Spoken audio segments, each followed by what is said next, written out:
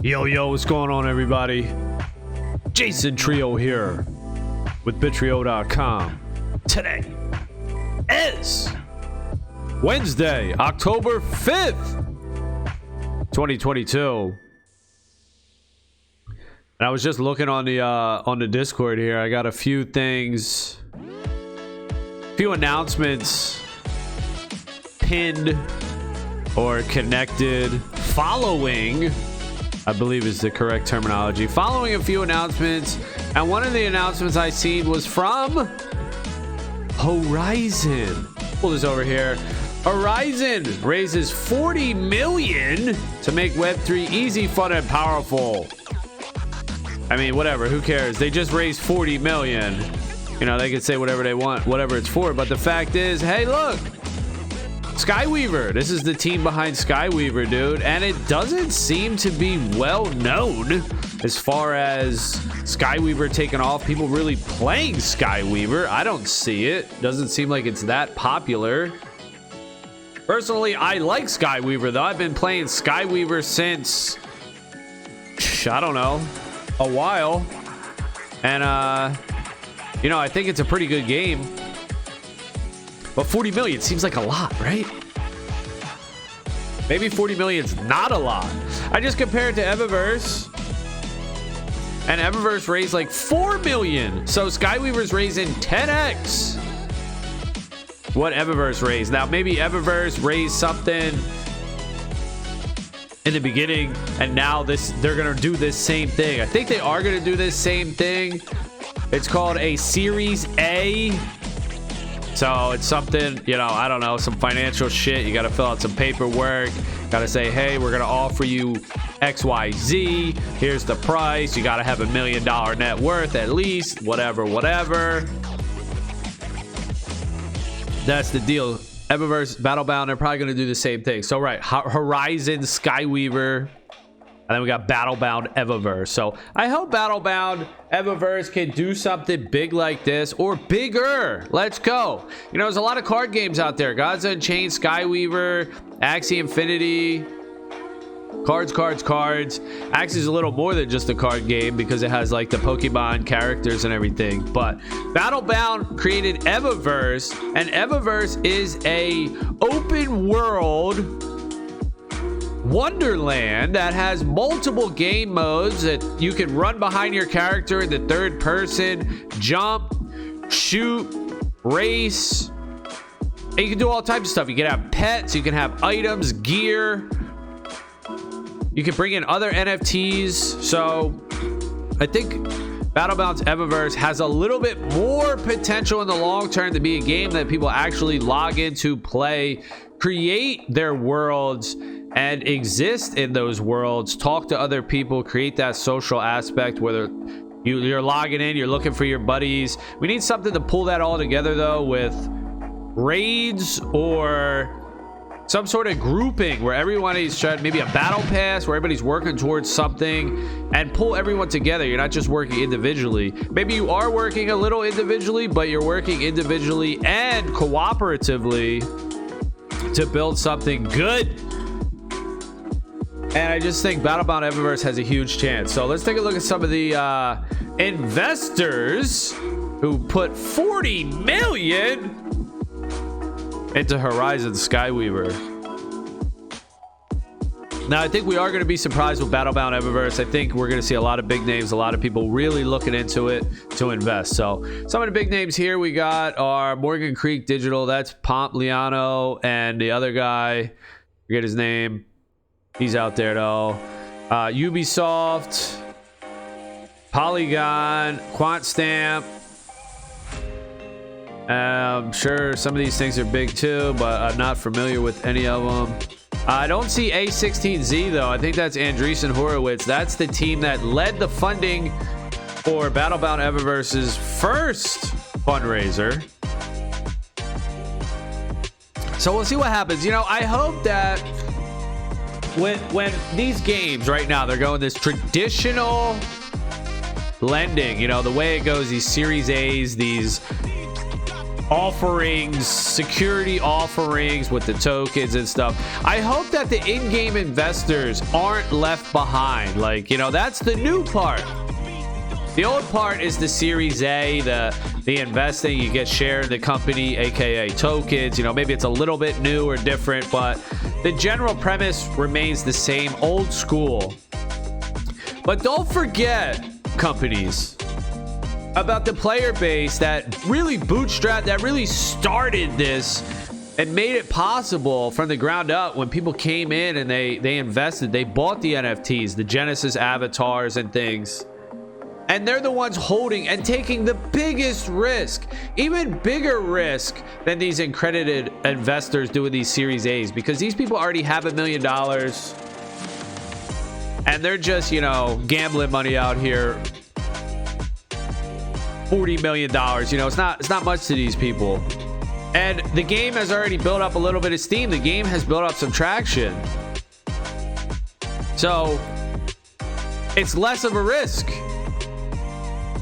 But when the game first came out and there was nobody behind this game, or nobody even caring, hey, that's where the players that came in, took the chance, bought up the assets, created the foundation, created the player base. That's the new shit, you know. That's really what, hopefully, I'm hoping I'm hoping that shit can be the new spring, the new blossoming, the new opportunity for actual players that don't have $1 million yet, you know, that could grow to become multi-millionaires by taking this risk and taking this chance to buy these things. Chambers Little, hey, what's up in the chat? What time are you going to stream Eververse? Right now. We're going to stream Eververse right now. Thanks for stopping by. Just wanted to bring out and talk about that Horizon $40 million fundraiser, Series A, because that's what Battlebound Eververse is going to do. So Chambers Little says, it's sad to see Battlebound falling short on hype and funding. Yeah, you know what? It is a little slow and a little disheartening here, but I'm not going to lose the hope, lose the faith. Why? Because the game's good. Like I just explained a little bit ago, you got card games like Gods Unchained getting a shitload in funding. You got card games like Horizon Skyweaver getting 40 million in funding. Hey, card games are a dime a dozen. Card games are easy to make, or easier to make. And you see card games everywhere. Card game. Now, me personally, I actually do like card games. You know, I'm in Gods Unchained. I'm in Skyweaver. I'm in Axie Infinity. Like I said, Axie is a little more than just a card game, but it is still a card game. Shuffle, get your cards, you play your cards. So many card games. All right. What about an open world metaverse like this? Take a look around, y'all. This is my dude. Got my darkness pet hanging out with me today. We can run around. We can jump. All right, we got things that we could do. You know what? We can even equip a hoverboard and take a ride around town. There's also shooting that we could do in this game. Railgun. All right, now this is getting worked out. It's going to be much better than this, obviously. But there's an earning system in here. We can earn tickets by racing, shooting, playing the game, spending time in the Eververse, turn them into badges, which will then turn it into a token that you can take out and transfer, presumably. So there's a lot to do here in Eververse. Like, it's like the World of Warcraft, you know? It's like the RuneScape. Everyone's going to be coming in here, and everybody's going to have a ton of stuff to do. First things first, build out these game modes, get the graphics on par with a nice game, and then let's rock. Chambers Little says, yeah, card games are everywhere. It makes me wonder why Battlebound has small funding and hype compared to those projects you've mentioned. My avatar looks sick. That's right, my avatar. Check him out, dog. He's nasty, right? He's all black and white. Darkness. And here's his pet, too, the little pet turtle coming with him. Dark, dark, dark. Yeah, you know, I am a little surprised why Battlebound hasn't had this funding. Where's the hype, right? That is one big knock that you could say about Battlebound is really there hasn't been any. I'm gonna go to US East 2 here, GP1. There hasn't really been any hype on Battlebound, really none at all. So it is surprising to say the least. Confusing as well. I'm a little confused about it. You must wait 6 seconds before you can join a race. Look at this guy's bored. You know, I'm a little confused about it. Why aren't we seeing the hype with Eververse? But I think all that's going to come, you know. I wouldn't just hop into a game because it has hypes. You know, the game's hyped up and everybody's hit it. Yeah, that's a cool reason and everything, but let's say you find a game like Eververse that seems to tick all the boxes inside the game. Or at least, you know, some of the boxes, or a lot of the boxes, or more boxes than potentially, you know, other games. And you're like, huh, this game seems pretty good. It's continuously building. How come? Why isn't there hype on this game? So for me, I look at that equation, I look at that situation, and I say, yo, this is an opportunity. Yeah, I know people aren't up in here doing it. Okay, yeah, we could talk about that and figure out why is that? Why is that? Why aren't people in Eververse? We could speculate. But it's not going to make me say I shouldn't get in here because other people aren't in here. I don't necessarily look at that. You know, it's very similar to Bitcoin with me. And I'm like, okay, what is Bitcoin? What does Bitcoin provide? Oh, it's only $20,000. Why isn't it $1 million yet? I mean, Bitcoin should be multiple millions of dollars, in my opinion. Why isn't it $1 million? You know, I could ponder that a little bit, think about that a little bit, but then at the end of the day, it's not going to be like, oh, well, you know what? Everybody else isn't in Bitcoin. You know, I'm not going to get into Bitcoin. No, I'm going to get into Bitcoin because of what it provides me. Bitcoin provides me self-sovereignty that I can hold my own money without anyone in the middle, you know? Huge advancement in technology, the hardest money we've ever had. So I'm going to buy Bitcoin. I'm going to hold Bitcoin. Now for a game, I'm going to look at a game and say, hey, what does this game offer me? If it seems like it's growing and it's getting better and better, hey, I'm going to hop in there and take a chance, regardless if everybody's in here or not. So Chambers Little, yeah, I don't know what the team is up to. Literally zero marketing and the funding is not impressive at all. Yeah, I mean, there you go. That's the knock, right? That is the huge knock. There's no marketing. We've gotten here through organic marketing from the players, from me making videos and everybody else making videos and people just talking about it and just, you know, really just liking the game. You know, I don't know. Like I said, we could speculate. You know, one of the things I think it might be is like pressure. You know, the team is able to create and enjoy passion without really turning it into a job, and create the game, create the base of the game before they put this huge pressure on themselves by having a ton of money dumped on them and their lives changed forever by becoming multi-millionaires and having this hype and expectations. Right now, they're just chilling, creating a game that they love, and hopefully, you know, that translates into the game and the players can appreciate that. Now, they did hire the group, the PR group team that is responsible for Axie Infinity's PR. So there we go with that. You know, Axie Infinity was a huge hit. Huge hit. I mean, I don't think I need to tell anybody about Axie, dude. Now, they've screwed up the economy, it seems. And that's something that Battlebound is aware of. They don't want to just dump a token. That's why the token's taking so long for Eververse, because they're aware that Axie messed up. Axie messed up. The economy's totally jacked in Axie Infinity. You know, it's going to take a while to fix it. Who knows what the hell is going to happen. Eververse, we don't want the economy to be jacked up. So I know everybody's clamoring and they want a ticket or they want a token dumped on them so that they could go sell it on the market and make some cash for themselves. But that's not the goal of the Battlebound team. They don't care about you making a ton of money. You know, they want the game to be successful. So you're going to have to wait, dude. But the marketing, yes, that's the biggest gripe I would say. The marketing, dude. Why is there no marketing? They hired the Axie team. Let's go. Let's go. I want to see Eververse everywhere. You know, I want to see stuff all over the place. Market your game. Let's go. It's time to go. You know, you got your GP1 graphics. Let's go. Let's go. We got a Halloween event coming out. We're going to get new NFT gear. That's pretty cool.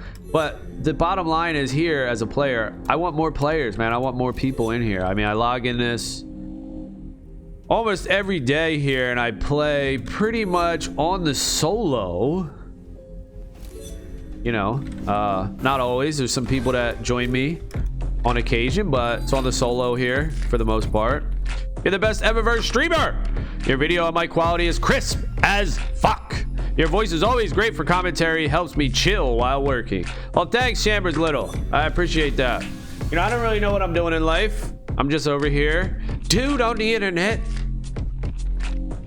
talking a bunch of doo-doo and just trying to do things that I like to do, you know, and potentially make a career of it, make some income, doing some things that I like to do. That would be pretty cool if I could just log into Eververse, play this game on the daily for a few hours, and have that shit just pay my bills, man. That would be pretty dope. Whether it's from streaming it, you know, a little portion of it from streaming, but also a portion from the inside the game itself, making some sort of currency in the game.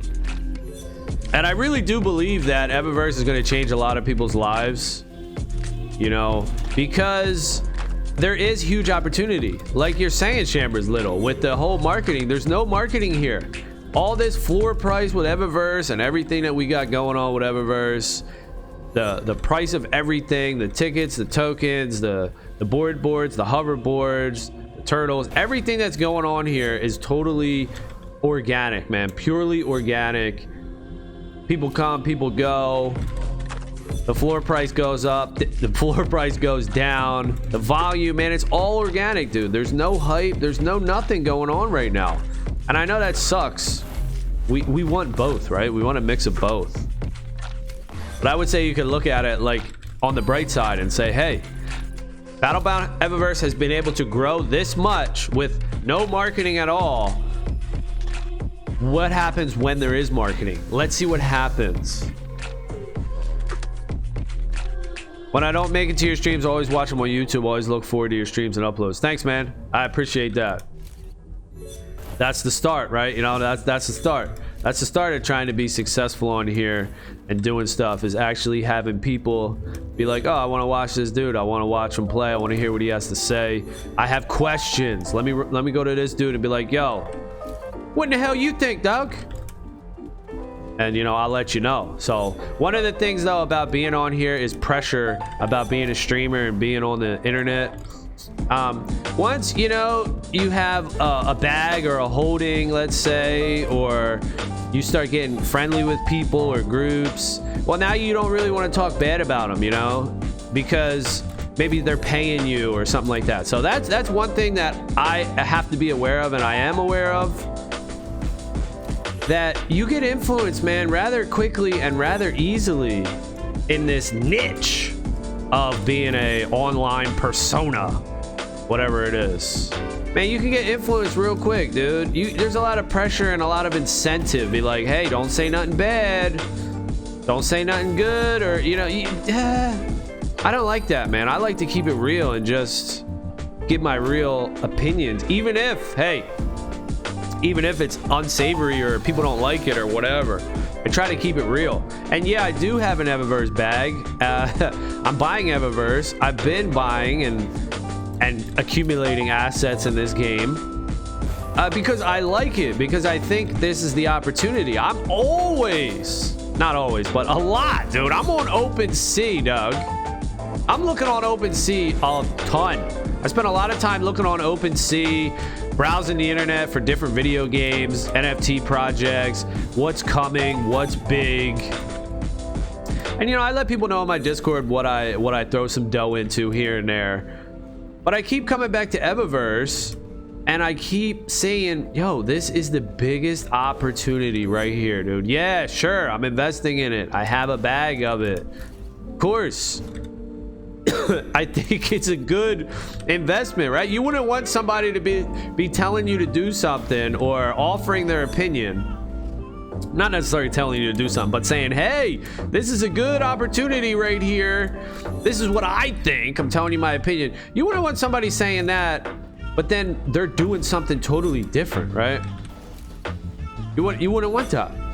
You would think, hey, if it's good enough for you, then maybe it's good enough for me. That's the whole thing. When I saw YGG getting in here, I started buying more. You know, it was influence to me. I was like, oh, well, YGG's coming in. They're gonna fucking blow this shit up.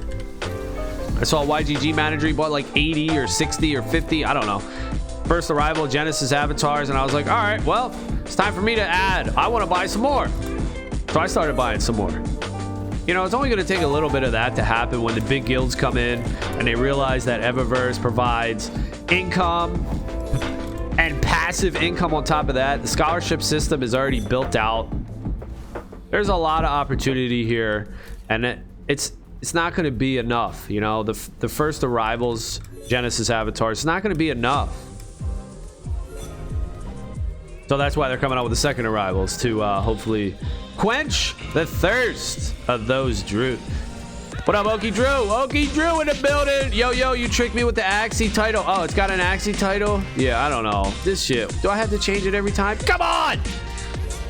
Yeah, I'll have... Oh, yeah, it is. I see it now. Axie. Axie Dudes. Hey, is your name Axie Drew? Axie Drew? What? Yeah, no, this is Evaverse. We're Evaverse today. What do you think? Will the value of 1 million tickets be if the token is released December? Man, dude, there was an opportunity to make the value of the token really good, really good. But now, I don't know, dude. Maybe $10,000. It was $100,000 was my initial. You crazy. All right, let me change this title. Now I'll say 10K. I'll go 10K. All right, let's see. Eva Dudes. Make it Eva Dudes. Done. Updated. So yeah, let's say 1 million tickets, $10,000. That's still decent. Have you seen the Web3 game Champions Ascension? I've heard of it. Made by a great team too. Looks great. Has the potential to be a RuneScape. Okay, driving off. RuneScape or WoW in the Web3 space. Oh, okay. Champions Ascension. I have heard of it. Is it on Ethereum? You know, I really want something on Bitcoin, to be honest, dude. That's what I need. Need something on Bitcoin, second layer, third layer.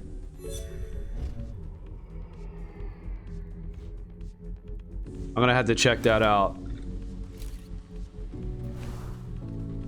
Did you see Simp Muck's flip?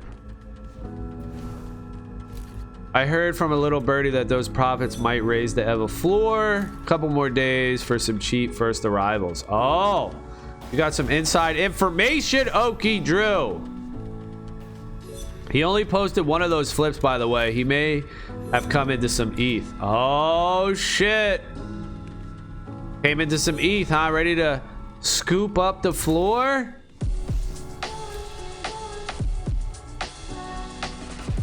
Okay, Champions Ascension's on ETH. We're hitting every hazard here, trying to read the chat. I need it on my screen. I need it on the same screen. All right, let's take a look.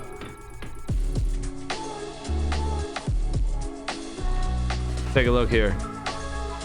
So we got some flips going on, huh?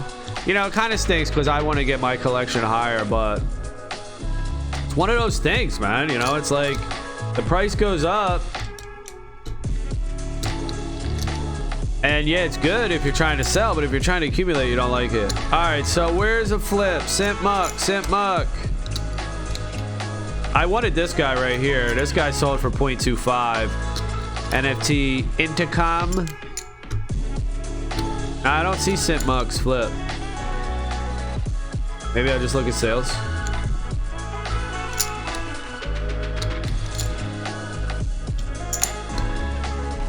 Oh yeah, Rampage got this nice 93 prestige for 0.38. That's a good deal.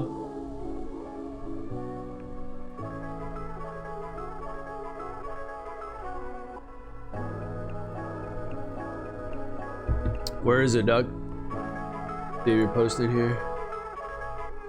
Possible 0.5 floor from what I heard. Flip is posted in Discord. Oh, it's non-Eververse. Oh, okay. Yeah. Oh, my wallet got screwed up, so I can't get into the holders chat. All right. This one looks like a nice sale, though. Let's take a look at the floor, though, while we're here.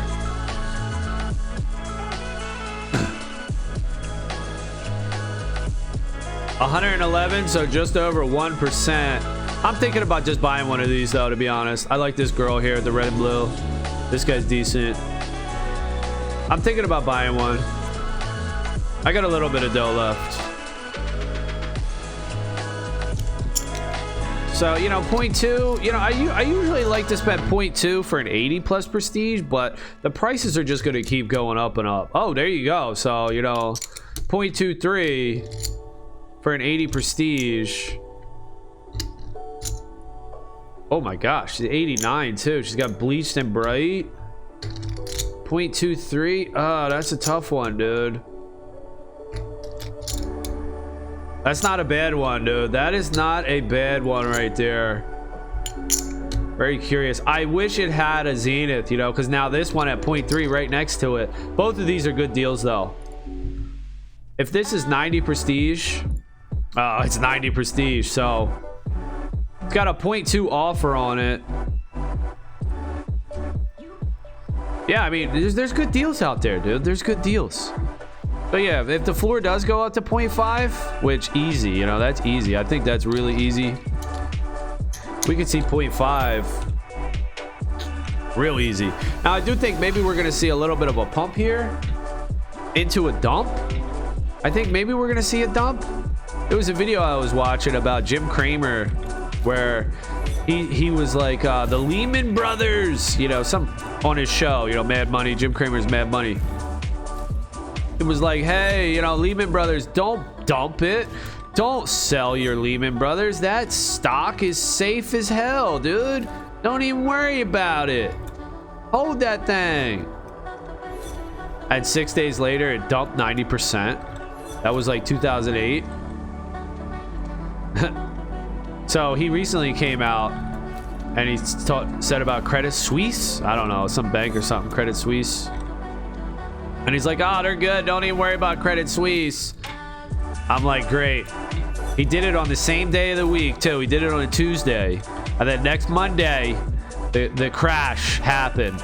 So Jim Cramer could just be sending signals right now where Credit Suisse is about to dump 90% this Monday, the 10th. So if that happens, you know, maybe we'll see a little dip in all the markets. Maybe that'll be a good buying opportunity. And then we'll start our way up. You never know, though. You never know with any of this stuff. So yeah, that would be cool, though, if Simp Muck comes in.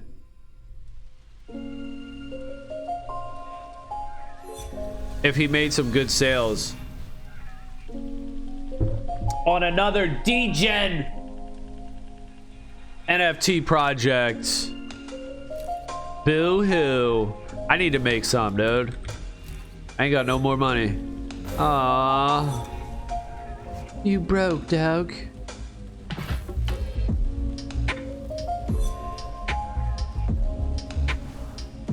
I hope at least 4,000 per million tickets. Yeah, I think you'll get your wish, dude. I think you'll get your wish. Here's the only problem, though. There's a lot of people that have a lot of tickets. Well, actually, you know what? Okay, here's the thing too. We shouldn't even be thinking about tickets. We should be thinking about badges. We should be considering badges because so how many tickets do you got, Chambers Little? You shouldn't even be thinking about you got to roll your tickets. It's badges. You're gonna get a drop based on how much badges you got. It's not tickets. So how many tickets you got? How many badges you got? I think the celestial badges are gonna be the ones, the big, obviously, right? They're the rarest. That's what we're gonna see. It's gonna be the badges. So how lucky are you with your 1 million tickets? How many badges? How many celestial badges? Okay, you already used all 1.7 million tickets on the best machine. Damn, Chambers Little. 1.7 million. That's pretty dope. Now, what did you get as far as celestial and arrival? So this right here is a couple million, I think. I'm not sure, but we'll compare to see what you got. I like to do 100,000 ticket spins on the best machine.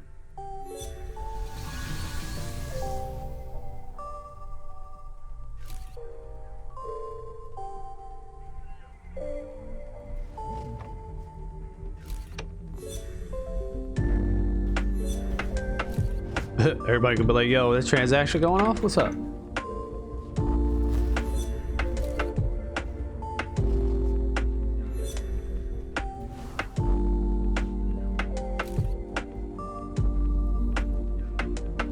Okay, right into it.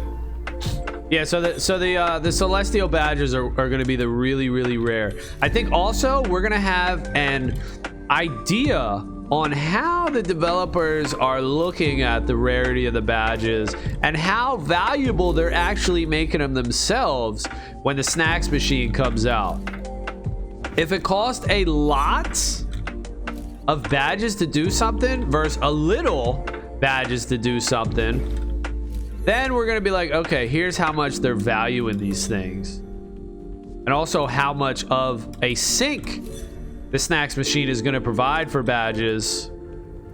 Now, here's another little tidbit too. Don't be afraid to use your badges on the snacks machine, because your airdrop is not going to worry about how many badges you have currently. It's gonna be dictated by how many total badges you've earned. So total badges earned and total badges currently owned are going to be two totally different things. So all right, 1.7 million gave you 7,500 arrival, 2,100 zeniths, and 721 that's pretty good. 721 celestial badges, dude. Yeah, so you're looking for about 5K for all that. I think you'll get it. But back to what I was gonna say, when it first comes out, when the token first comes out, there's so many people thinking like that, dude. Everybody, damn near, all the scholars, everybody's thinking about how much cash can I get. They're not gonna care about anything else. They're just gonna say, oh, the token's out? All right, how much? How much is this Eva token gonna get me? So they're gonna sell. Everyone's gonna be selling. Everyone's gonna be selling when the token first comes out. So I think it's gonna have a, it's gonna come out, gonna have a short-term, like instant pump. Gonna have an instant pump. Short term. So if you can catch that instant pump, you might be good. Then it's gonna have a mega crash. It's gonna go way down, way down, way down. Then it'll stabilize, then it'll slowly creep up. That's my opinion. So it comes out, it'll have an instant pump, I think. People will be like, oh, let me buy. And then there'll be enough people selling to supply the buyers. So the buyers will scoop up their little thing, it'll pump up. But then there'll be too many sellers. There'll be too many sellers, and it's gonna go way down. It's gonna drop way down. Then it'll come back up, stabilize a little bit, because more buyers will come in and see it's low, buy it up. And then it'll slowly creep up as the sellers are fulfilled. So the sellers will be selling, you know? Everybody's gonna sell.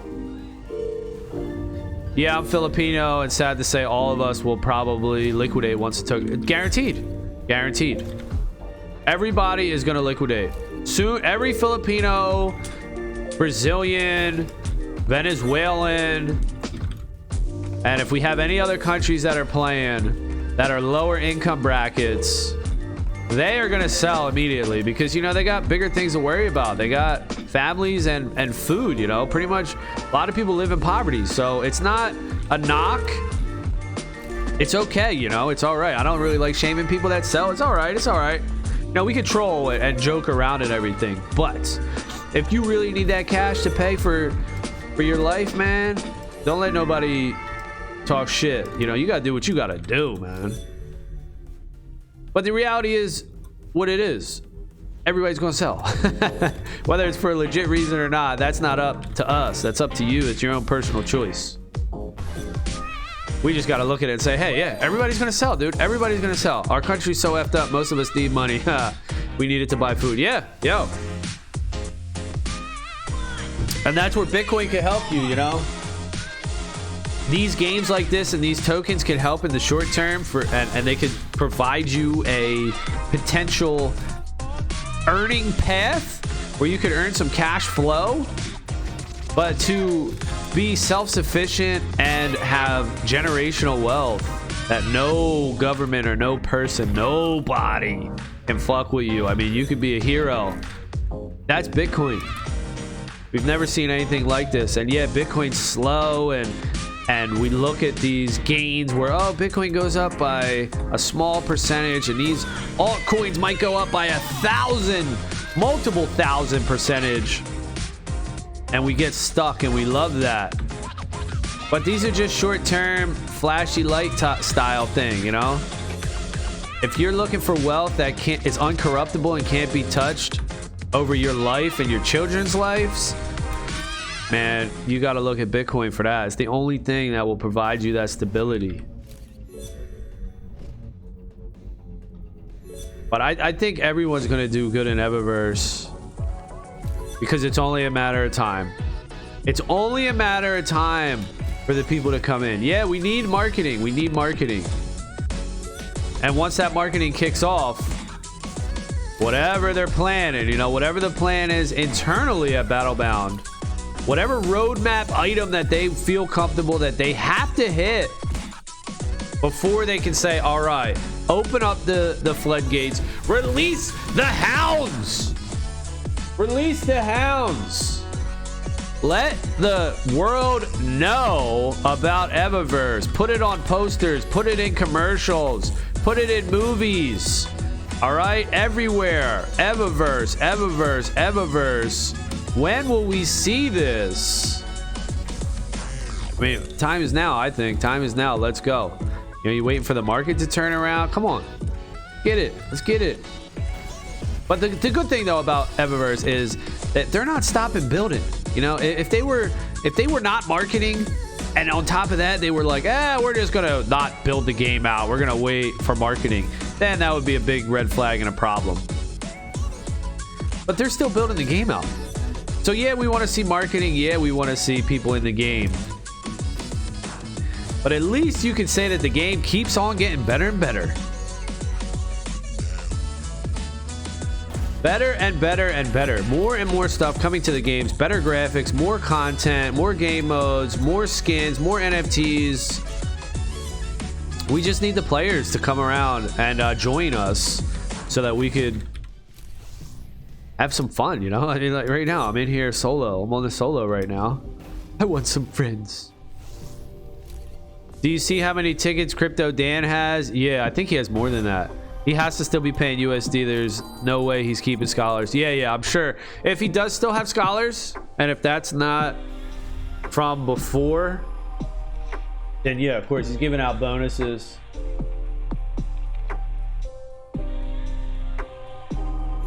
For sure, for sure.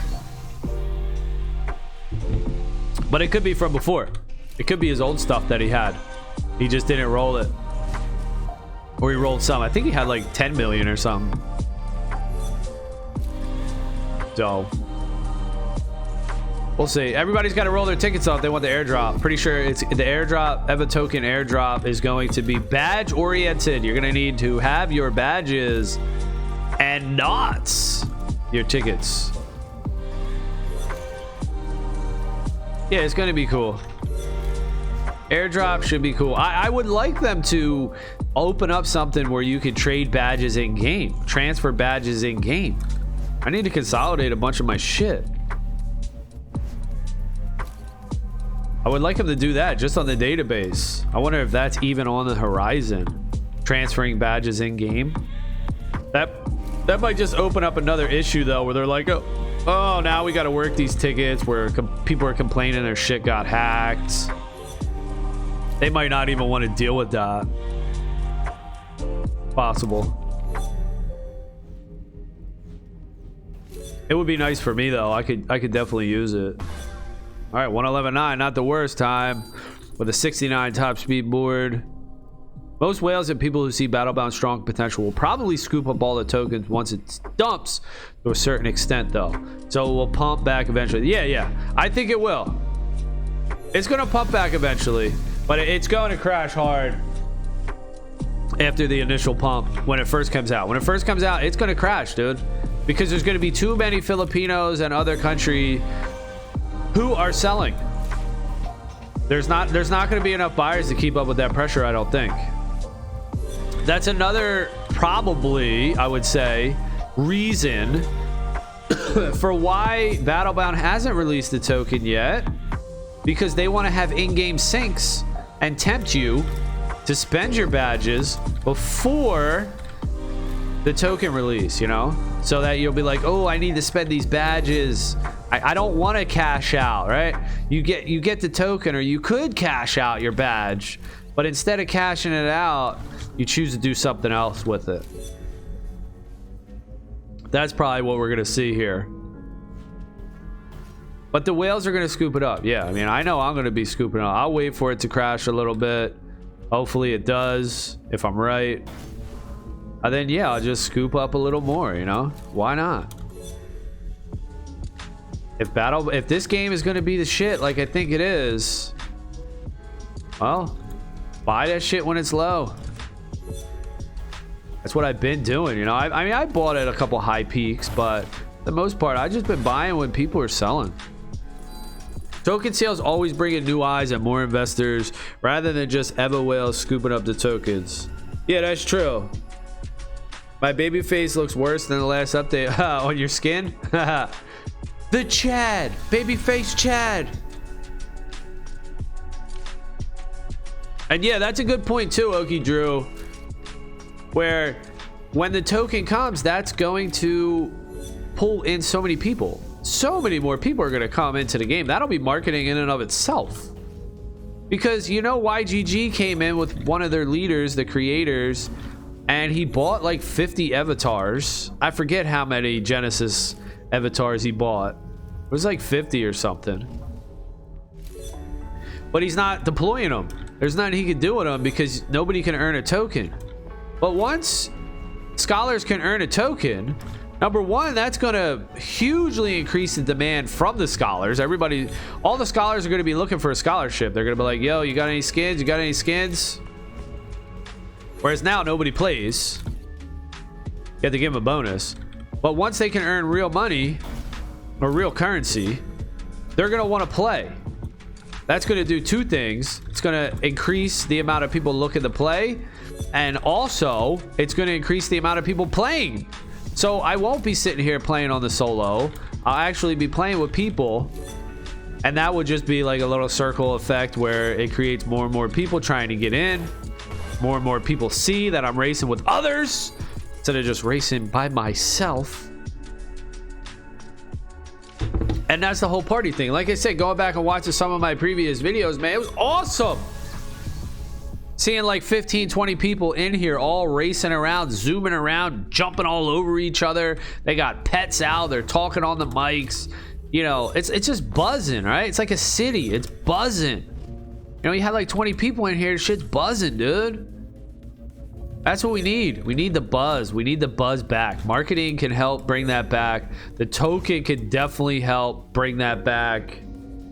New game modes can help bring that back. Leaderboards, battle pass, working towards something, character XP. Let me level up my avatar with XP just like I level up my boards. Profile XP. Let me level up my profile. All this stuff could be huge. Now I got experience across multiple profiles, so that does kind of stink. I don't know what I'm gonna do with that, but hey, I've never been like a super grinder.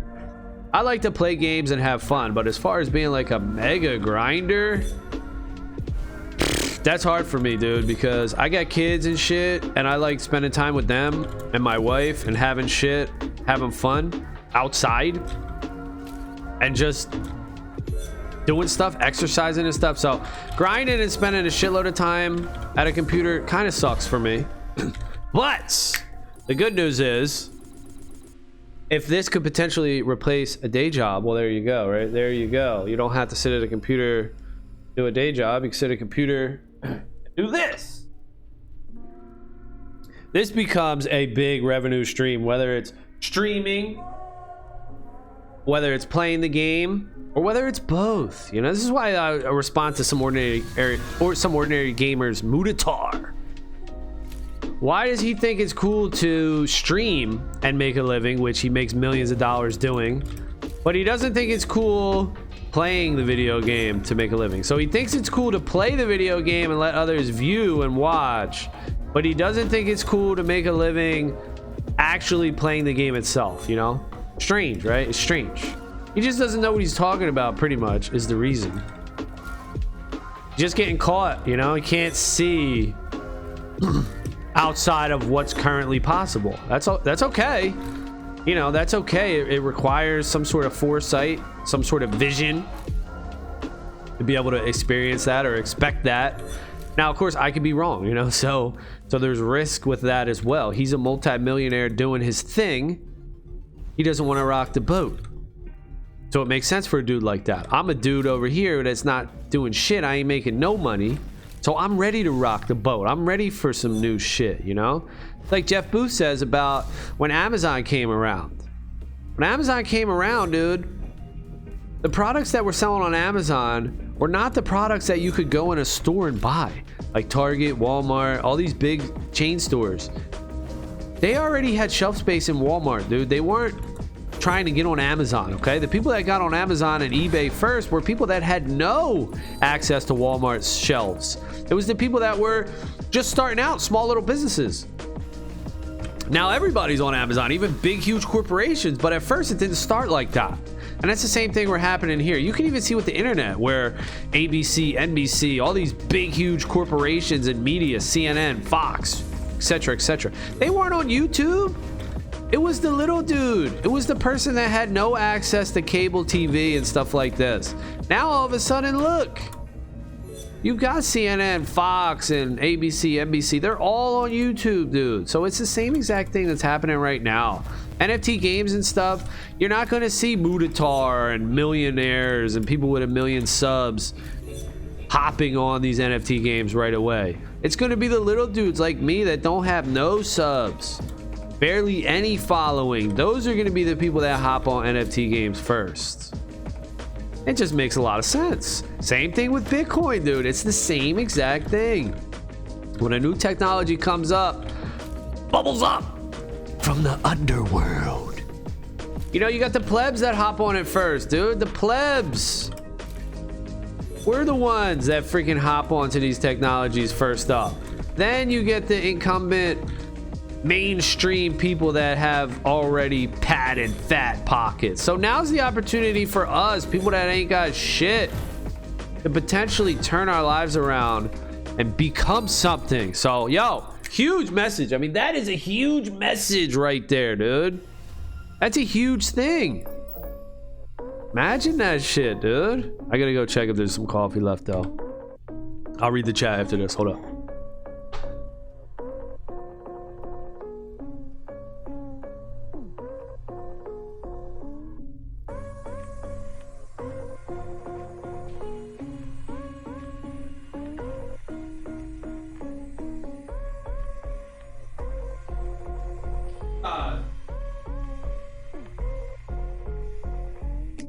handle them.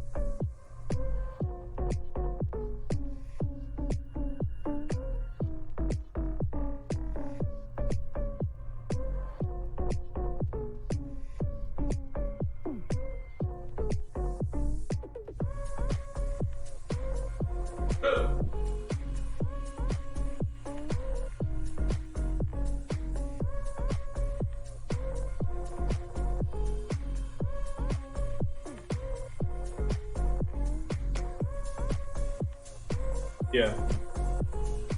All right, I'm back. We back. Yeah. All right, so there's no coffee. I got to go with this lemon and lime water that I made last night. Ooh. Ooh. So it's 6 limes and 3 lemons. Ooh. 6 limes, 3 lemons, and about a half a gallon of water. And it is tarty. Love it though. I don't know about drinking it right after coffee, but it is delicious. All right, let's check the chat. Okie Drew says, you re-roll your board 1 month later, that re-roll is worth 5,000. Yeah, right? That's what's gonna happen, dude. But that's the incentive. You know I'm gonna re-roll boards. I got a lot of boards over here, dude, that I want to re-roll. You know, like these galaxies, they look cool as hell. But the stats are freaking butt cheeks, so I gotta re-roll those suckers. Chambers Little says, I remember I once played Skate 3 just roaming around and learning tricks and shit with friends.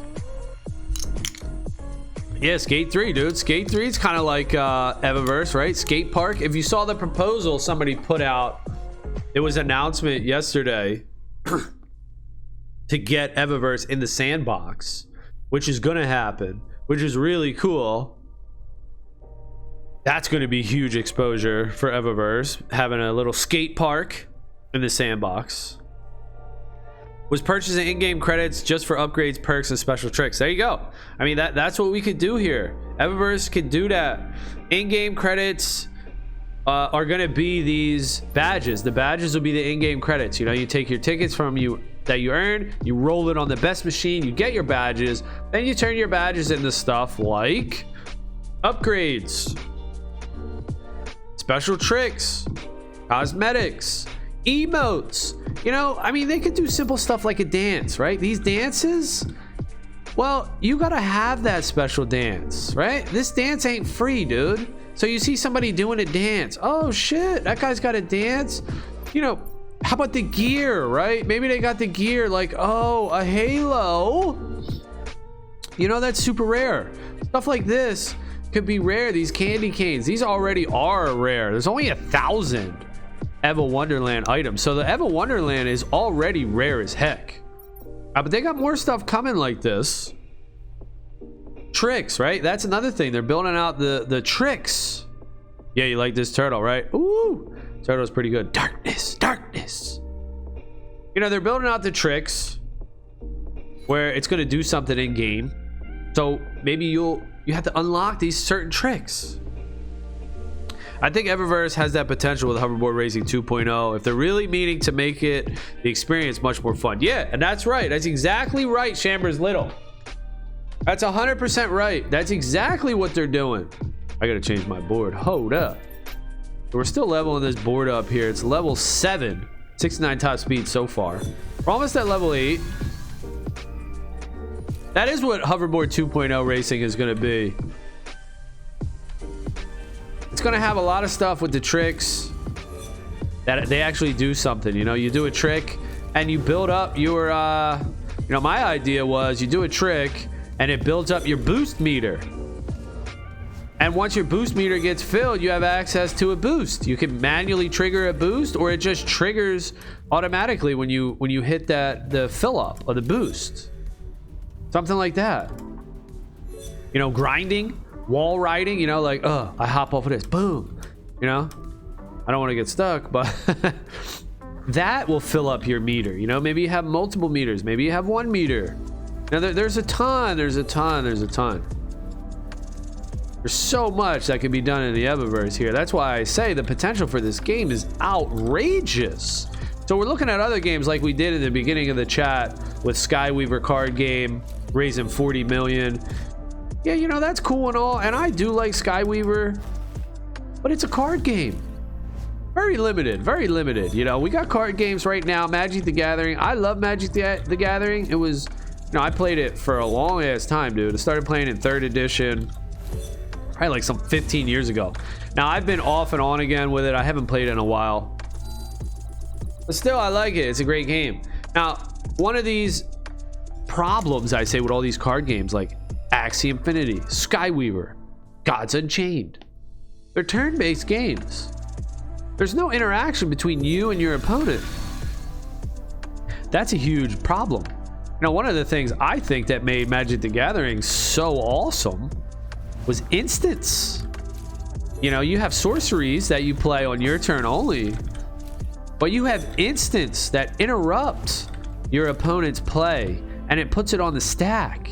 And these triggers resolve at a certain time based on the rules. So if you play an instant, it basically rewinds the clock, and your instant goes on the stack and resolves before the card that your opponent just plays. So it interrupts the spell or the creature depending on what the instant is that you're playing. So that level of interaction between you and your opponent, massive. I mean, it's huge. Why these games aren't incorporating instants, I don't know.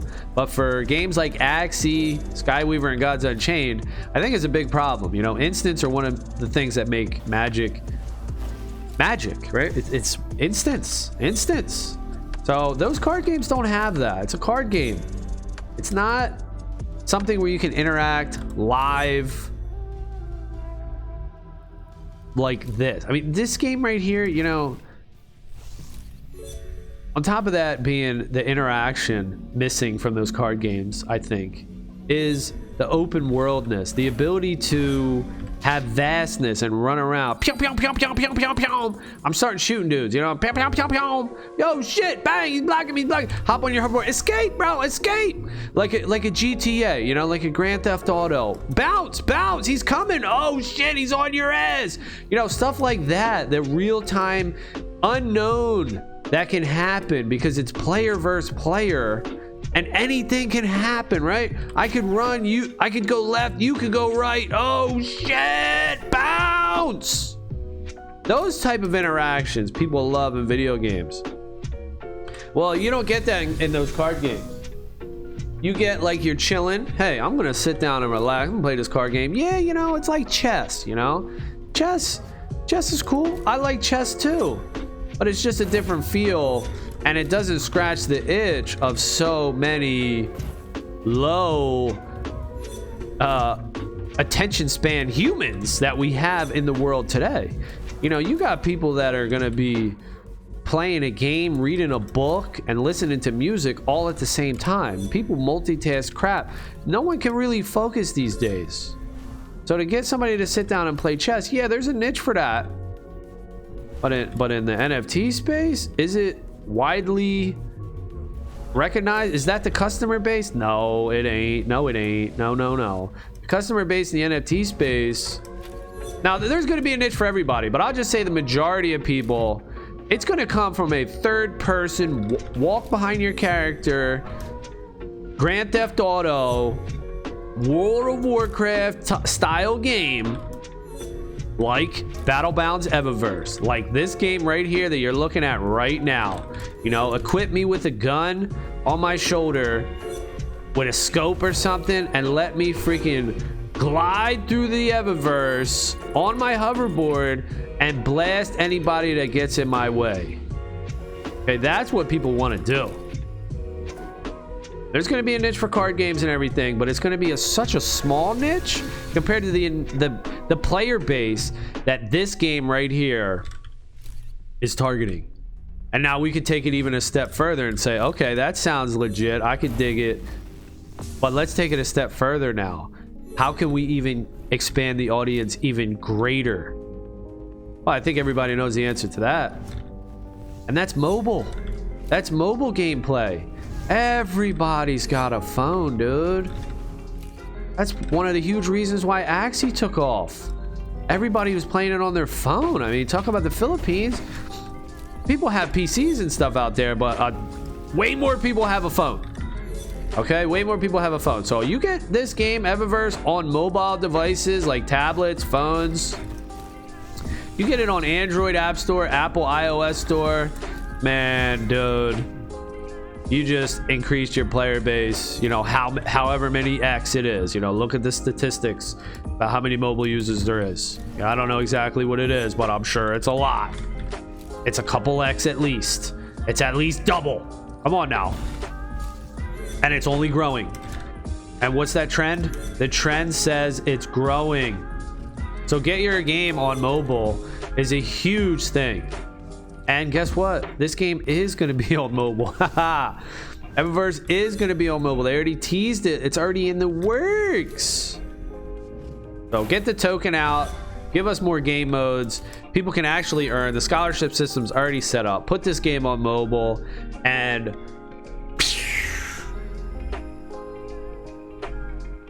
get ready for liftoff, y'all. Get ready for liftoff.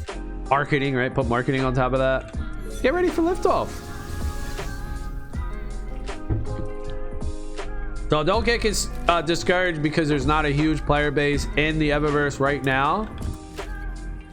I mean, me personally, I am surprised, but hey, people are follow the leader types, you know, sheepish, kind of sheep-esque, where they wait for somebody to tell them to do something. So, you know, that's really all Eververse has to do. Just pay somebody to say, hey, I'm starting to play this game. You should play with me.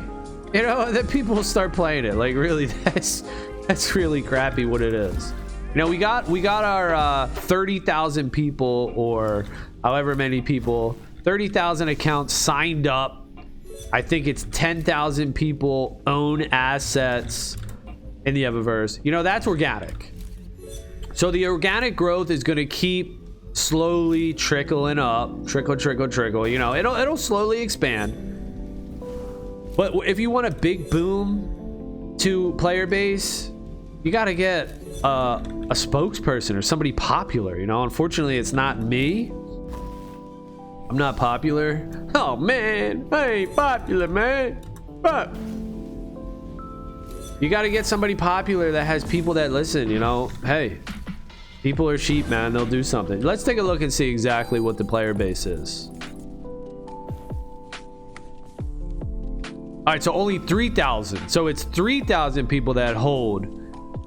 And I think there's 30,000 accounts. There's 18,000 accounts that are in the Discord. But as far as people that signed up, like if you go create your account, you'll see right here 8445. That's my account ID. That's when my account was created. So I was the 8,445th person that created an account. And I have other accounts too that are like in the 1,000 range. I have multiple accounts. This is why I need to get my accounts squared away and consolidated into one account. Hopefully they'll let me do that. If not, then it's going to be a pain in the ass.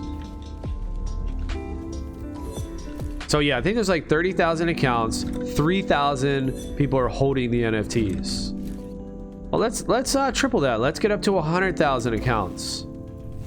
And 10,000 people holding the NFTs. Then what happens, right? Then what happens to the floor price? There's only 10,000 first arrival Genesis avatars. So how's that gonna work? Well, that's why they're coming out with the second arrivals, so that when the player base increases, everybody has an opportunity to hold an avatar skin in their account. And there'll be more. I'm sure there'll be third arrivals, fourth arrivals, and they'll have that stuff. But as you go down the list, your earning potential will be less. Now, you won't have any disadvantage in the game. You'll still be able to play with your character, and nobody will be able to own you because they have a Genesis skin. But the Genesis skins are going to be really cool because they're going to be the first skins that were ever in the game. They're going to be the rarest skins.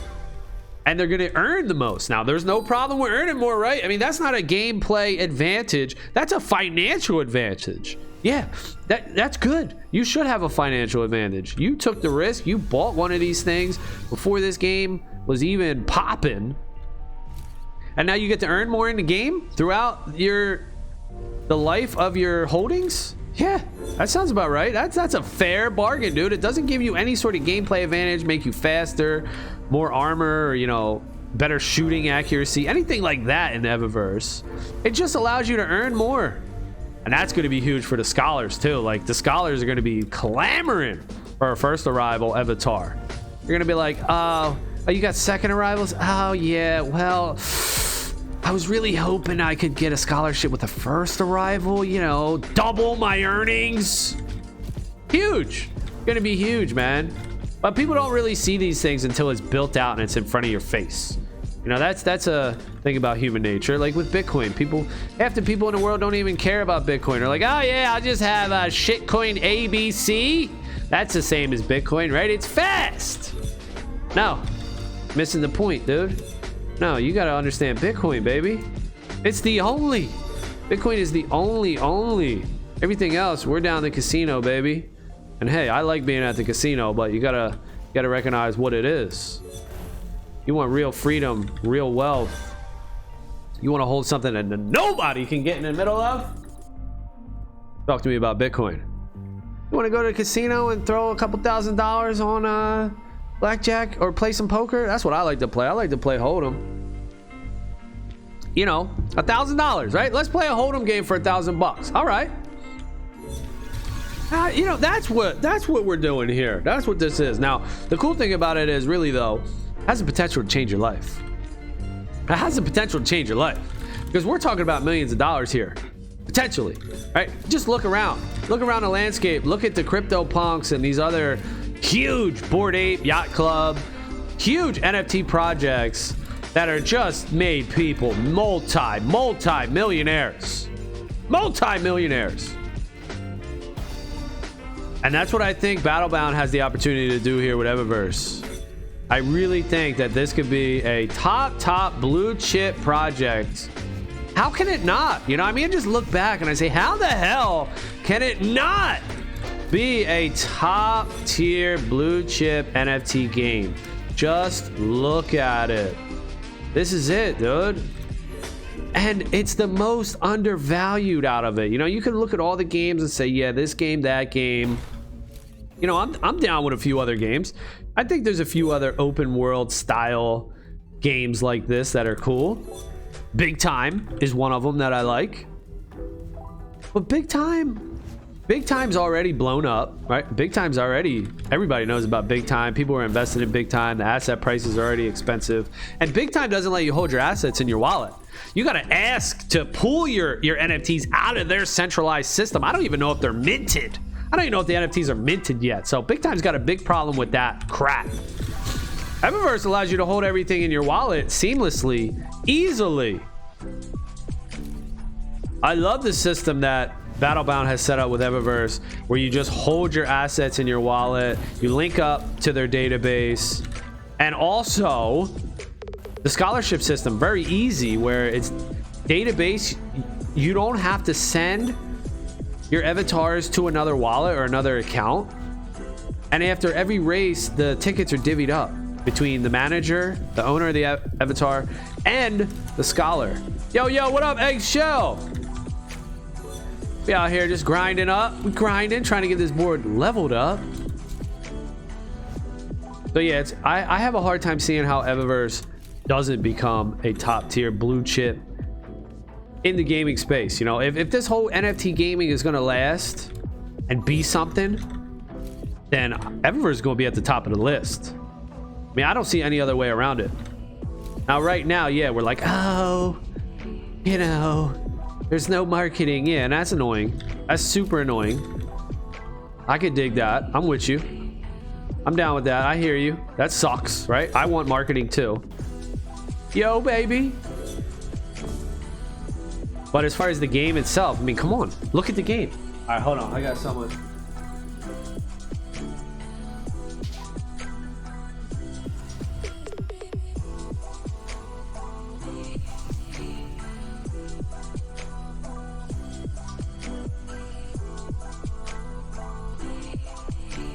Good, it better be. Let's see. Hold on one second, bro. I gotta respond.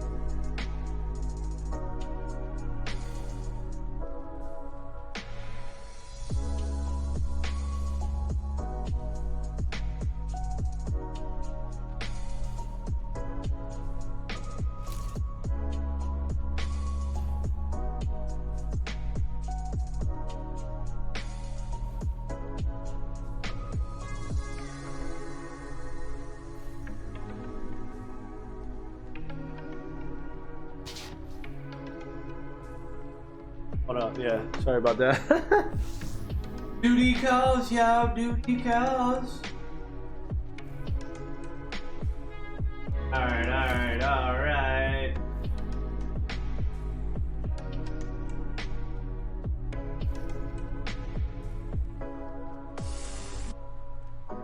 Blast it, baby, blast it, baby.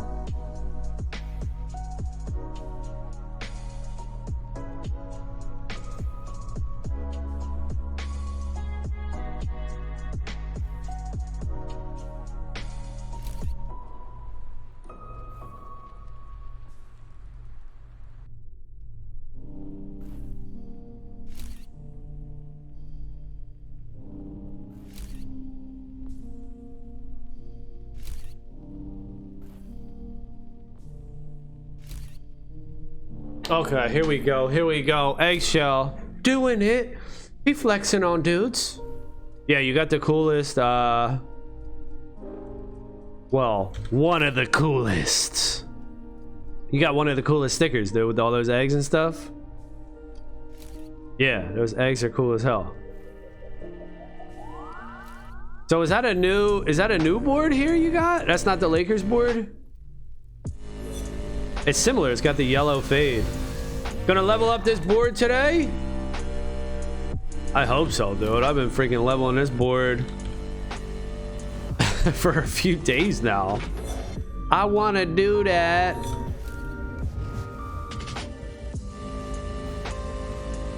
Me want to.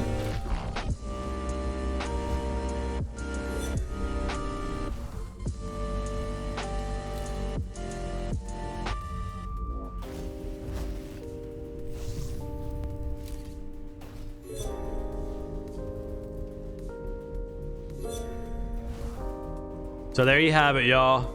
The hope, the hype of Battlebound Evaverse today. I know the marketing's not there right now. The player base isn't really there right now. But what we do have, it's Lakers. Oh, that's the Lakers one. What we do have is organic players that play just for the fun of the game. And once we do get the token coming out, we're gonna have more players playing to earn. And once we do get marketing, we're gonna have more players coming in playing for fun. That's the Lakers one? Oh no, you change it up. Hey, hey, what up?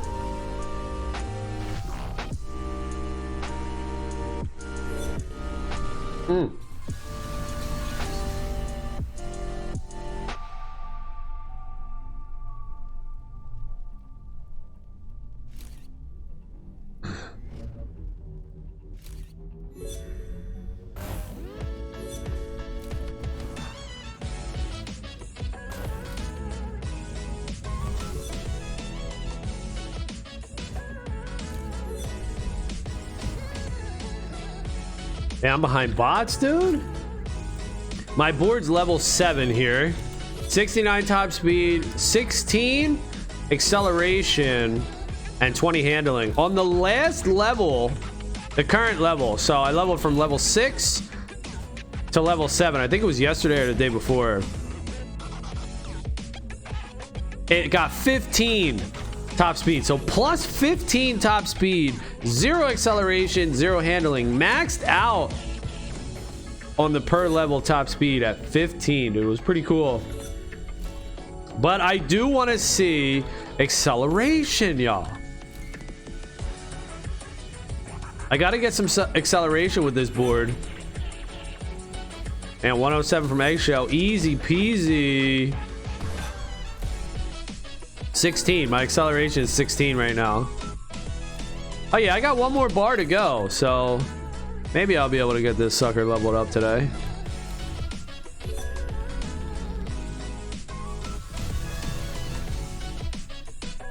What are you saying, babe? You're so funny. You're so funny, baby.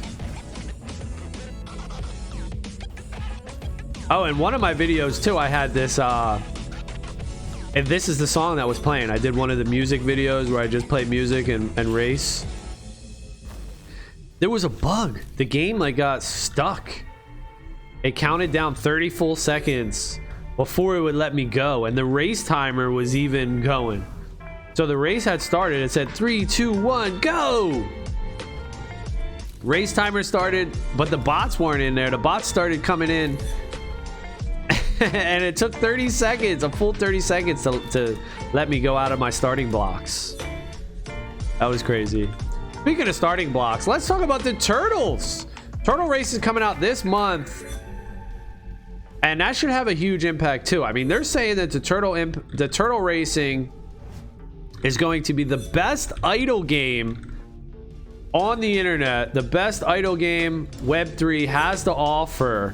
Everybody's going to want to go and watch the Turtles race. Now, I'm a bit skeptical. Got to be honest here. Got to be honest. I'm a bit skeptical of that because when I looked at turtle races, you know, I'm like, hey, it's all right, but am I going to sit there and watch that? You know, I don't know. I think Chris, Body Pants' boy, where's Chris been though? Dude, some people like their morale is low. Your morale is shaken. I think it was the hype. We had a hype period in Eververse where the floor was like 0.4. I think it got up to 0.5 maybe. But then once the token, well, it was in anticipation of the token. Oh, now I remember. It was in anticipation of the token. So once that went away, we found out the token wasn't coming out. It's been delayed. Yeah, people kind of were like, oh, I'm depressed. But the turtle races should bring some of that back. You know, I think the turtle races is cool, but I'm not really hyped up on watching it. They're gonna have to really wow me for me to sit there and watch it. I might eat my words. We'll see. We'll see. The big thing about the turtle racing for me that I'm excited about really is the passive income. I could sign my turtles up and they'll just race for me while I sleep. Oh, heck yeah, dude. Now that's what's up. That's what I want. I want that all day, baby, all day. I got like 30 turtles or something. Let's go, dude. Let's go. 1, 2, 3, 2, 3, 4, 5, 6, 7, 8, 9, 10, 33, 4. I got 34 turtles. What's up? How many turtles you got? Eggshell says, I'll watch the turtle racing if I can throw stuff on the enemy turtles. Throw stuff on the enemy turtles. Hey, bro. That would be funny. I wonder how it's gonna look, because if you see the Coliseum, the what do they call it? The Cosmic Cup. If you see the Coliseum, it looks little, doesn't it? It looks like I could just roll up in there and skate with my hoverboard across the whole thing. I don't know. I kind of want monitors, dude. I want like TV monitors in the hub that is displaying the turtle races. That's what I want. I think that would be awesome. Like kind of like a sports bar feel. I don't know, you know, maybe they don't want to go with that, but that's what I would like to see, dude. I'm chilling in a hub. Now, yeah, you give it to me at the Coliseum as well. You know, give it to me at the Coliseum. I can watch at the Coliseum and take a look. Damn, 103 eggshell, dirty. But I also want to be able to see it on monitors throughout the hub. Let's say I'm rolling best tickets, you know, and then there's a turtle race going on, because they're going to be going over on 24/7, which is cool. Again, another rare item. I was just talking about the Wonderland collection, how there's only 1,000 Wonderland items. Well, there's only 5,000 turtles. There's literally only 5,000 turtles, and yo, they're creating a whole game mode just for these little turtles, specifically for the turtles. There's gonna be a game mode that earns you passive income, dude. If the turtles don't blow up from that, shit, I don't know what to say, dude, because everybody loves passive income. You're gonna get passive income just by owning these turtles. Just sign them up and you're good to go. They're gonna race for you until their stamina runs out. Then they're gonna rest, sleep, build up their stamina, and just race again. Like, you could log in. It's kind of like Mobox, maybe, this Mobox thing. It's I guess it's in a way it's like staking. Is it like staking in a way? You kind of stake them, right? Yeah, it might be something like that. We'll see how the earning is. Hopefully the earning is good for the turtles. That'll create a lot of hype. People will come in and start scooping up turtles. And once that token is released or announced, shit, just when they announce the token in the airdrop, tokenomics and everything, shit, that's gonna make the first arrival avatars moon. They're gonna go way up, dude, because only if you hold a first arrival will you be getting a percentage of the airdrop. And of course, if you earn. So if you hold badges, if you earn tickets and badges, you'll get a percentage of the airdrop. And on top of that, if you hold a first arrival avatar, you will get a airdrop Eva token. So people are gonna want that airdrop big time. Yeah, almost. Yeah, you're gonna, yeah, come on now. It's gonna be huge.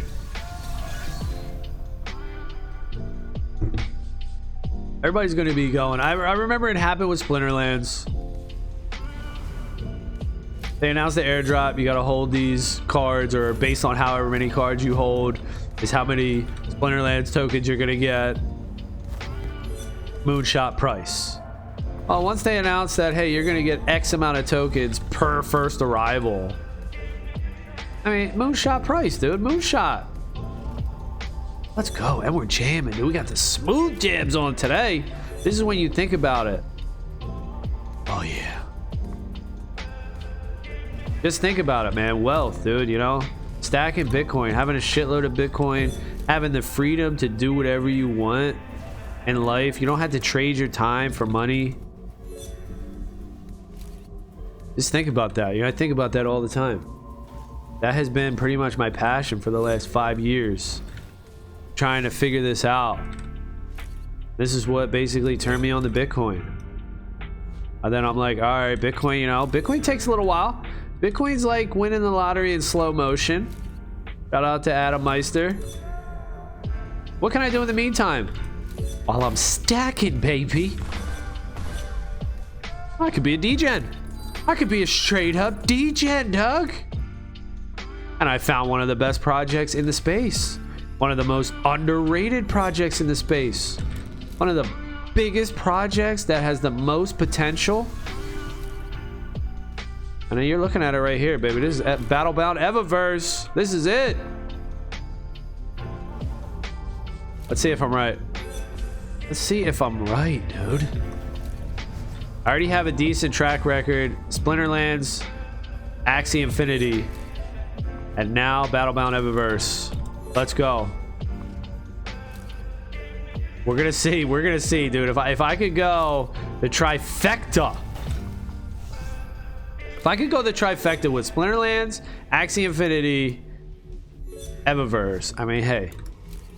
I could say, I don't know what I could say. I could say, hey, Yo, those are some good picks, bro. That's what I can say. Damn, son, you made some good picks. Yeah, baby. No, I did. We'll see what's up, dude.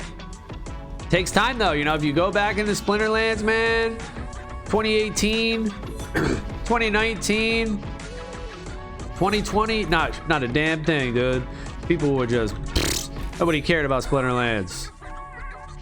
But the team kept building out, making more and more things to do in the game. And then boom, once that token came out, blow up. That shit went crazy high in price. Axie Infinity. Very similar thing happened with Axie. Axie was out in 2018. Now, I didn't get into Axie until 2020, but Axie was out 2018. Nobody cared. 2019, nobody cared. 2020, nobody cared. 2021, meow.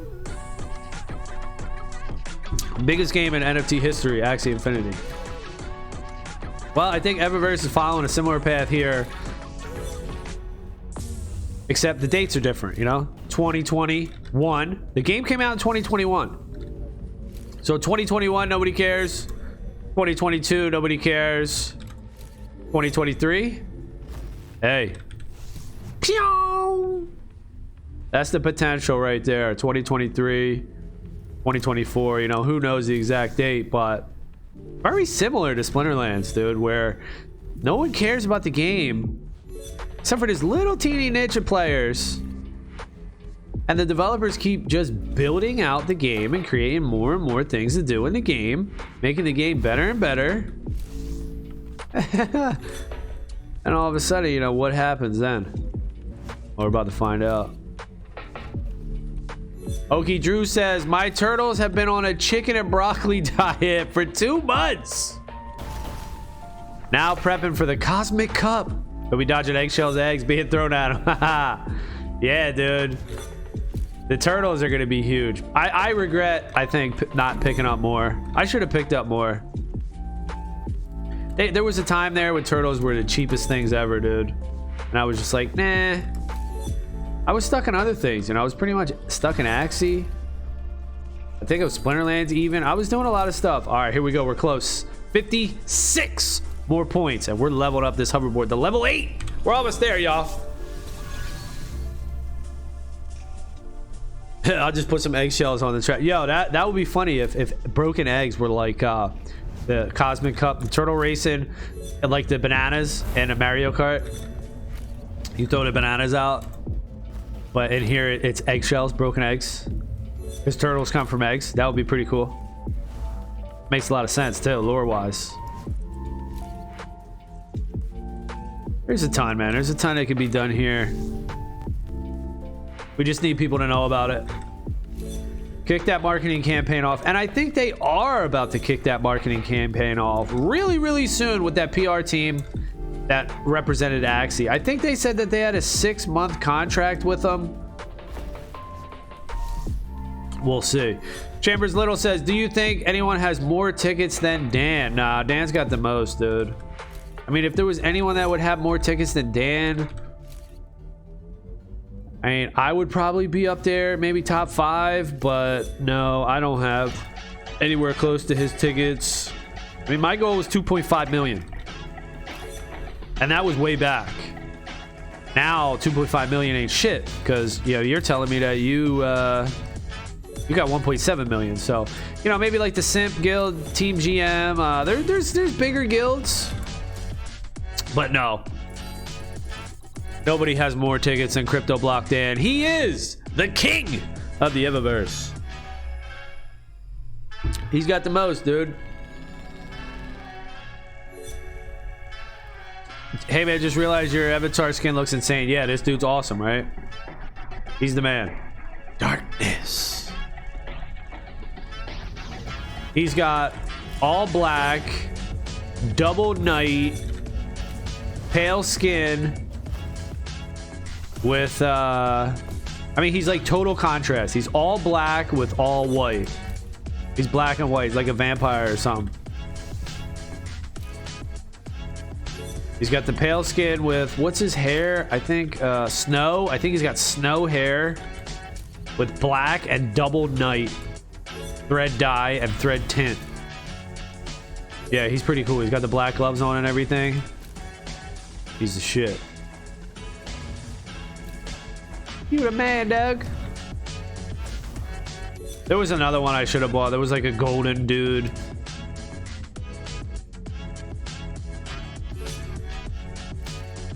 Yeah, I think he has 50 million tickets. Yeah, it's crazy, right? Crypto Block Dan. He's already a millionaire, I'm pretty sure. So he's a millionaire. You know, millionaires do millionaire things. Now, what do you expect? He's a millionaire, Doug. Of course he's gonna come in here and establish his claim being the millionaire that he is. You know, I'm not a millionaire. I'm just a dude trying to get out of this trading my time for money type deal. So I'm here trying to make it, and if I can, that would be great. What I'm gonna try to do. It's what I'm trying to do, baby. Oh, we got 4 people in here racing. That's what's up. I don't know why we can't see top volume racers and top ticket holders like the top time race. That's coming. They just added something actually to the Evaverse website. That's coming. The leaderboards and everything, top holders, top this, top that. You're gonna be able to see all that stuff. You know, board boxes. I want to see who holds the most boards. I only have 6 boards, but I'm gonna be trying to get more. There's only 1,000 boards. There's only 1,000 Wonderland items. You know, there's some rare collections in Evaverse. Did I miss that? Shit. I think I got it. I think somebody in D's Guild has like 65,000 races. Damn. Yeah, there's a ton. There's a ton of tickets, a ton of badges that are gonna get dumped. Because there's scholars that have a lot of races. They're gonna get a pretty hefty airdrop, and they're gonna dump that shit. But I hope it could change their lives. You know, I hope it changes people's lives. I think it will change people's lives because a few $1,000s in the Philippines probably will change your life. You know, like $10,000. Let's say you got $10,000 and you're in the Philippines. 10,000 USD.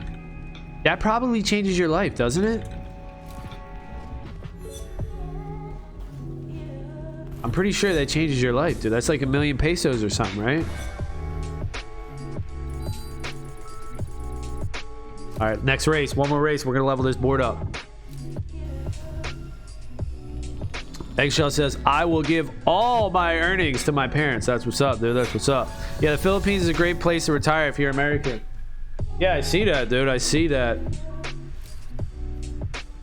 The problem is all the governments everywhere are going to be cracking down on people. Like, I'm sure in the Philippines. You know, I don't know. I've never been there, but... You know, they're mandating you to take an injection and all this stupid shit that they do. You know, you don't have a lot of choice.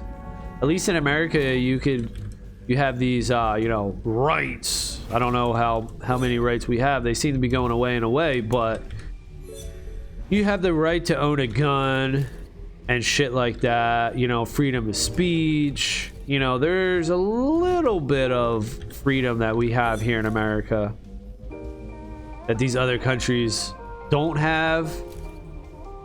You know, I'm not sure about the Philippines. Can you even carry a gun? Can you hold a gun?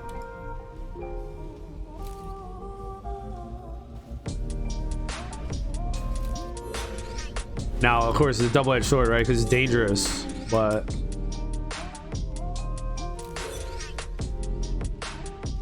Okay, you can hold a gun if you have a license for firearm. All right, well, that's good. That's good. That's good to hear. Wonder how hard it is to get, though. In the Philippines, the vax are plus 10 handling, plus 5 top speed. Fuck! All right, plus 10 handling. Boo, boo, boo. Philippine vaccines are encouraged but not required, although you get hated if you're anti-vax. Yeah, so I'm anti-vax. I've become anti-vax from this whole push. I mean, it's ridiculous. I'm proud as hell to be anti-vax because it's nonsense. You know, it's a business for the vaccine companies. They get on the media channels, they get into politics, and they push their products, but they do zero testing on their product. You know, the booster has zero testing on any human. Not a single human has it been tested on, yet everyone's expected to think that it's good. I mean, that's ridiculous to me. That's insane.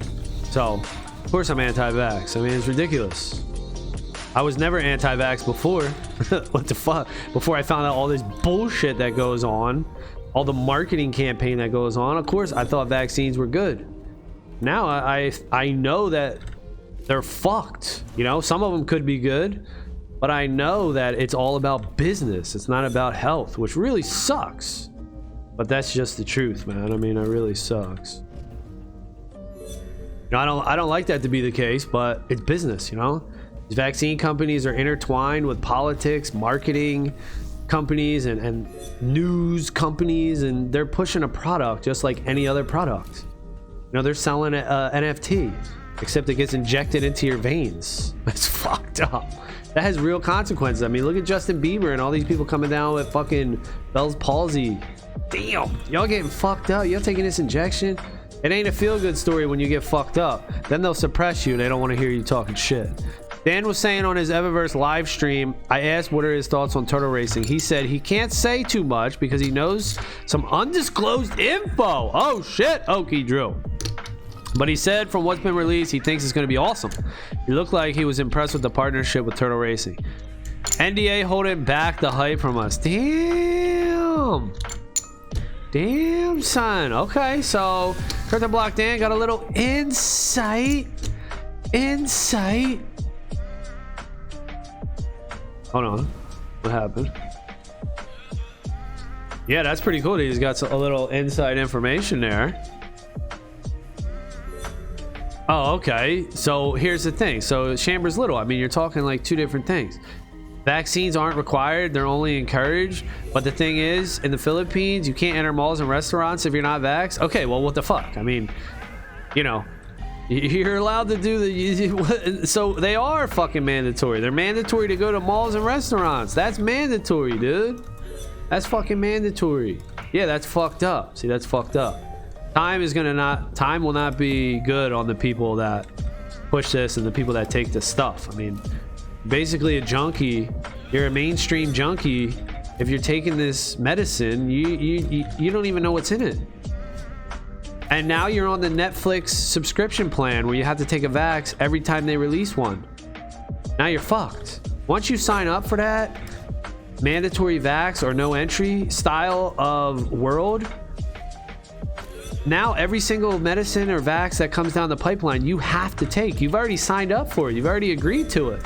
Now everything that they push is mandatory now. You have to take everything. You're on the fucking carousel. You're on the cock carousel. The injection carousel. And you can't get off. You're fucked. That's fucked up. That's fucked up. Hey man, I really like your avatar. I can't take my eyes off of you. My avatar don't have the gloves. Yeah, right. The gloves make this guy pretty cool. He's freaking awesome. Yeah, this dude's badass. And then I got the white Bittrio logo. Oh baby. So yeah, stuff like that, dude. I'll talk about like politics and stuff. You know, I don't really want to talk about it, but I like to express my opinion. And if I think something's fucked up, then I'm gonna say it's fucked up. And that's fucked up to me, dude. If you have to take an injection to enter, you know, a restaurant or somewhere, and where does that end? I just think about it. Longevity, where does that end? That just means that you have to take every single injection or any other process that's mandated. You could say it's for the good, it's this, your view this, the view's that, you know. The problem is, if the vaccines and any medicine is good, and it prevents you from getting a disease, then why does everyone else have to have it to be protected, right? Aren't you protected? Like, I don't need everyone else to eat healthy or fast or, you know, do anything for me to lose weight or be healthy and successful. If I take a medicine, I expect it to work inside my body regardless of what other people do with their bodies. It's just a violation of your human rights, really, your born rights, that people want to force some sort of medicine on you. I mean, it's really crazy shit. But we are possibly in the fourth turning, and you know, there's a lot of amazing things that come out of it, like Bitcoin, and there's a lot of shitty shit that comes out of it, like people forcing you to inject some shit in your body. I mean, it's pretty wild. If you just sit back and think about it, it's pretty wild, dude. I would never want anyone to be forced to put anything in their body. I mean, come on. What are you talking about? You do what you want, dude. I'll do what I want, you know? You do what you want, I'm doing what I want. That's freedom. So yeah, America has the most freedom like that. These other countries like the Philippines, yeah, I can't go to a restaurant. Fuck, dude. I ain't never taking that shit. Ain't no way in hell, dude. I mean, I don't even know what's in it. Don't nobody know what's in it, dude. People are just taking it because it's a lot easier, you know? And there's an old saying that the compliant always think of themselves as virtuous rather than cowardly. But really taking it is cowardly because it's easier. It's so much easier to do it because, right, you'll lose your job and shit. I was prepared to lose my job. That's another thing about Bitcoin and having self-sovereignty. Nobody can take your Bitcoin. You have your Bitcoin, no one can take it away. You don't take a medicine, you don't vote a certain way, you don't do a certain thing, you don't toe a certain line. Nobody can take your shit. You're free. You're free, dude. That's what Bitcoin represents, you know? Freedom. Absolutely amazing. People will figure it out, but there's going to be a lot of suffering, most likely, before everybody figures it out. And that's just the way it is, you know? Humans, man. We're humans. Got all types of things coming in. You're pressed. You're pressed with all these things, dude. It's so crazy. All this influence and noise and, you know, people that have ulterior motives, people that have different ideas. They're trying to influence you and persuade you into doing something, but it'll be sugar-coated and it'll be pretend like, oh, this is for your own benefit, but it's not. It's for other people's own benefit. They can give a shit less about you. You're just an idiot. You're just a number, unfortunately.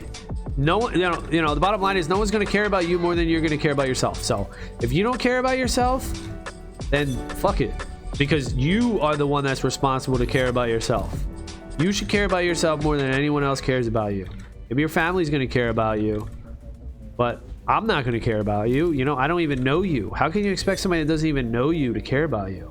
And why would I care about you more than you would care about yourself? The president of a country, why would they care about you? No, they care about themselves and their family, and that's what you have to do as well. Health, family, Bitcoin, in that order. Companies in the US fire you if you're not vaxxed. Yes, that's happening in America as well. Yeah, companies will fire you. It was a huge thing. I mean, it kind of died down, but yeah, people are still requiring it. So there was a few things that went on where companies were firing you, specifically the medical field, if you didn't take an injection. But just think about it. Okay, you're gonna mandatory me take this injection to keep my job. If I succumb to that, if I submit to that, now I have to take every single injection that you want me to take forever and ever and ever.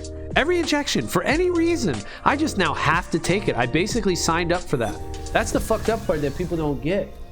If you allow a company or an entity or somebody to take over your body and say, hey, you got to inject this thing for employment, well, then you just open the door for them to and say, you got to inject these 10 other things now for employment. Why, you know, oh, where do you draw the line? Oh, you're cool with taking one injection, but now you won't take this second one? Oh, you'll take two, but you won't take three? Oh, where do you draw the line? That's what you have to ask yourself. And people don't ask themselves. They get caught up in the minutia like, oh, it's a terrible, you know, virus. We have to be protected, but they don't think about the long term and the next virus that comes. What about the next virus? What about the next booster? Well, you, my friend, have just signed yourself up for the Netflix monthly vaccination subscription plan. Congratulations, because you can't say no now. Once you're in, there ain't no getting out. So yeah, companies were firing, and a lot of companies they'll let you stay on, but the new hires, whoever's new, has to take the vax, or they won't hire anybody. It's fucked up. It really is fucked up, dude. You know what I mean? They're basically just creating this guaranteed business model for pharmaceutical companies. You know, they have a product, vaccines, and they want a forever business. Well, just mandatory all new babies. Shit. Every baby that comes out has to take this injection. And this injection? No. Let's make multiple injections. Not just one, but two. Oh, but two, it's not paying our bills. It's not good enough anymore. Now we'd have to mandatory 3 vaccines, 3 injections. Oh, no, 3's not enough anymore. Now make it 4. You see where it goes. This is the problem. This is the problem. More and more and more.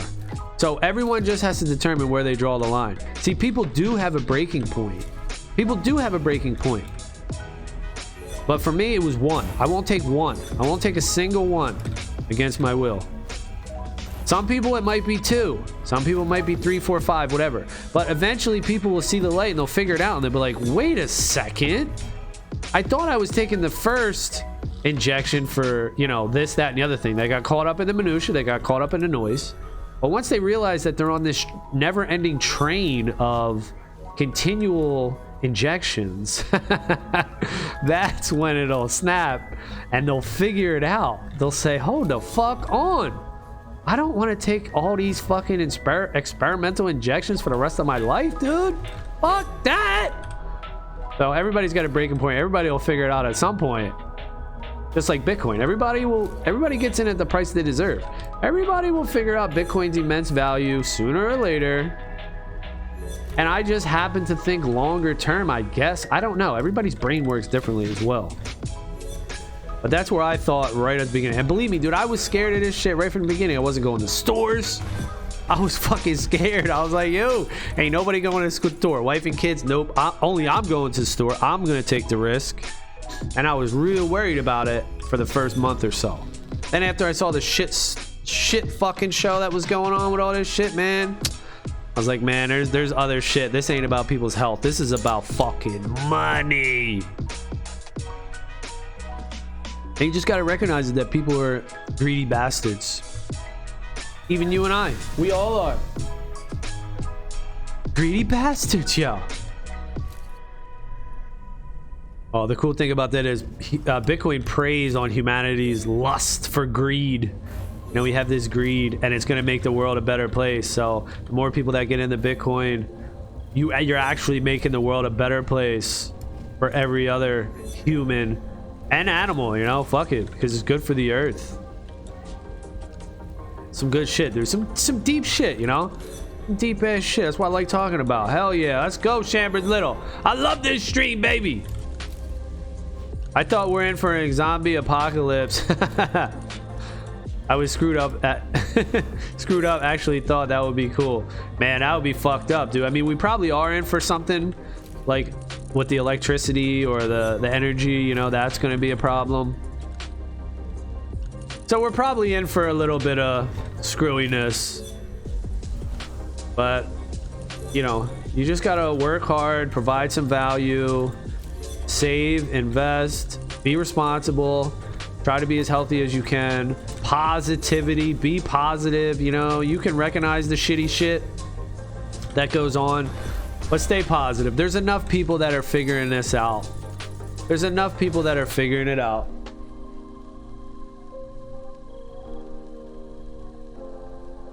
All right, I gotta bounce though. All right, thanks for the races, y'all. People are figuring it out. There's hope. There's a huge amount of positivity coming out from the world. Negativity sells, you know, like I said in that one video with Mudatar. Negativity sells. But positivity is strong too. And that's one of the things I'm thinking about, to try to broadcast positive messages. How can I amplify positivity? Something I want to think about. I have been thinking about. You know, I don't know how to do it just yet, but I'll figure it out. All right, that's going to be it for this one. Thank you all for watching. Later.